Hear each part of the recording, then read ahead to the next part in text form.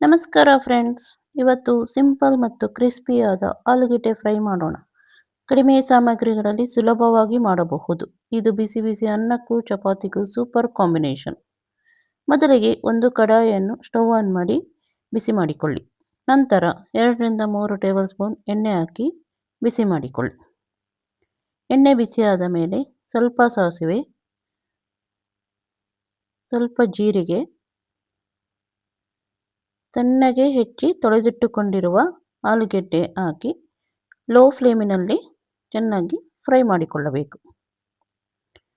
ಇದು ತಳ ಹತ್ತದಂತೆ ಫ್ರೈ ಮಾಡುತ್ತಲೇ ಇರಬೇಕು. ಒಂದು 10-15 ನಿಮಿಷ ಆದರೂ ಬಾಡಿಸಿಕೊಳ್ಳಬೇಕು. ಆಲೂಗೆಡ್ಡೆ ಎಣ್ಣೆ ಜೊತೆ ಸ್ವಲ್ಪ ಫ್ರೈ ಆದ ಮೇಲೆ ನಾವು ಬೇರೆ ಬಾಣಲೆಯಲ್ಲಿ ಫ್ರೈ ಮಾಡಿಕೊಳ್ಳುತ್ತಿದ್ದೇವೆ, ತಳ ಹತ್ತಬಾರದು ಎಂದು. ಈಗ 1 ಟೇಬಲ್ ಸ್ಪೂನ್ ಸಾಂಬಾರ್ ಪುಡಿ,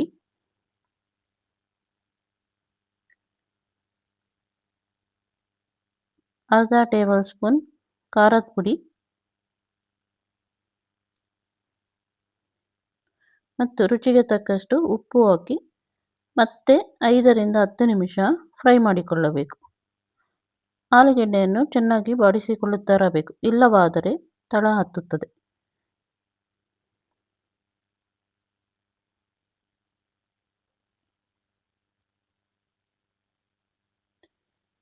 ಈಗ ಸ್ವಲ್ಪ ಕೊತ್ತಂಬರಿ ಸೊಪ್ಪು ಹಾಕಿ ಬಾಡಿಸಿದರೆ ಕ್ರಿಸ್ಪಿ ಆದ ಆಲೂ ಫ್ರೈ ತಿನ್ನಲು ರೆಡಿಯಾಗಿದೆ.